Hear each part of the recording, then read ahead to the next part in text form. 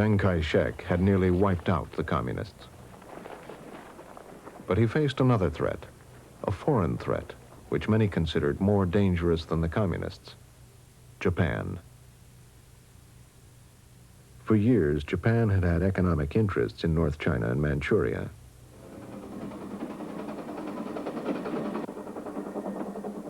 Throughout the 1920s, it expanded its interests and defended them with increasingly hostile military activity. Japan's aim was to colonize China. The Japanese posed the greatest threat to the warlord of the region, Zhang Xueliang. Zhang Xueliang was one of the most powerful men in China. He was the Generalissimo's second in command, and he retained his own huge, well-equipped army.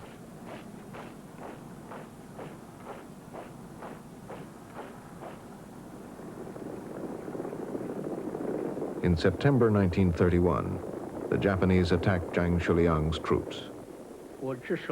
We bore the brunt of the attack. The brigade commander gave orders. First, he telephoned me and asked me about the situation. Then he gave the order, "Don't resist. You are not permitted to resist." I pointed out that the enemy had already begun to attack.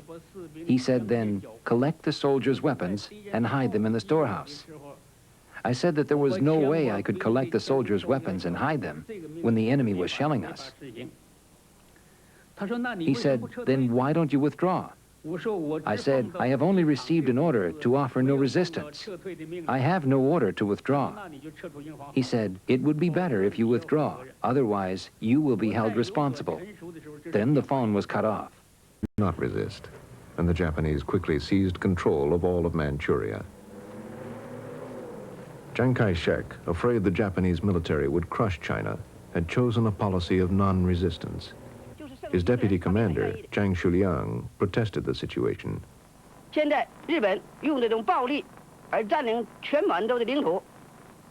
Many held him responsible. Others believed he had received orders from Chiang Kai-shek, and they blamed the government. We should have resisted. If I had been brigade commander, I would not have withdrawn. I would have resisted until daylight. When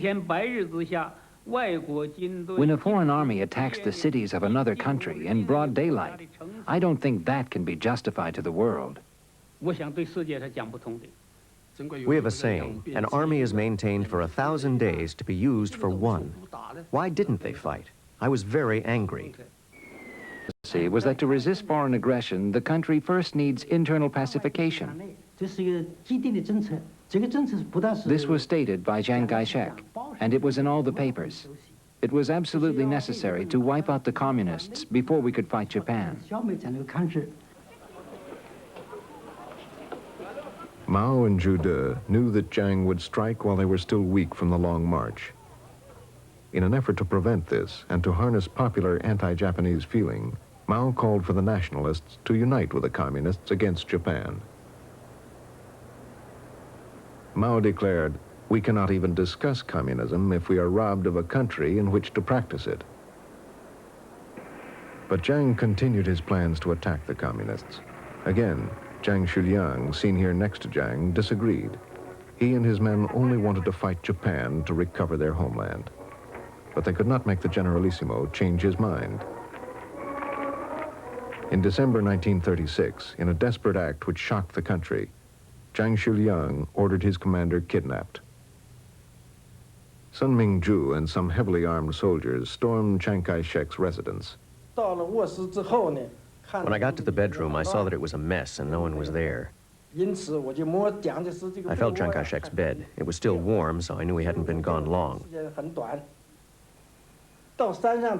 So we went up, and behind the hill, I saw him squeezed between two rocks. It was a spot that everyone called Tiger Stone Rock.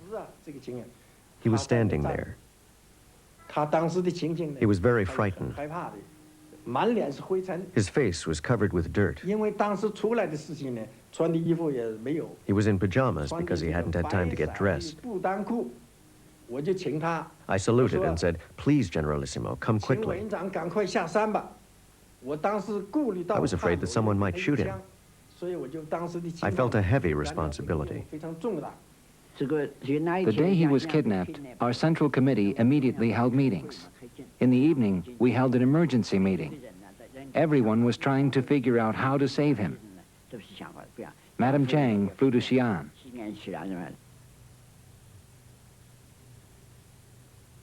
Chiang Kai-shek feared he would be put on trial and executed.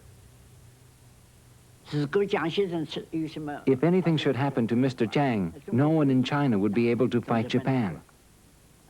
Nobody would be able to stop Japan, and the Japanese would certainly march into China. That would be certain. No one would resist. All China watched as his fate hung in the balance. Chiang Kai-shek's deputy, in an effort to force his commander to resist Japan, kidnapped him.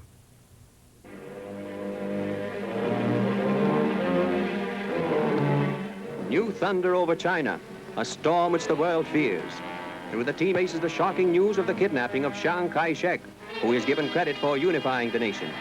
Some say the most ominous kidnapping in history, which threatens world catastrophe. And now again, the whole world... As the world waited, Madame Zhang flew to be with her husband. Zhou Enlai for the communists went to help negotiate. The negotiations went on day after day. Finally, Zhang was released. Everyone had recognized that he was the only man who could lead the country.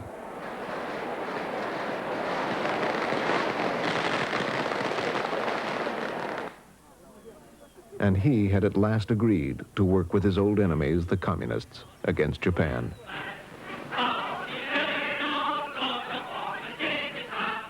It was the beginning of the United Front.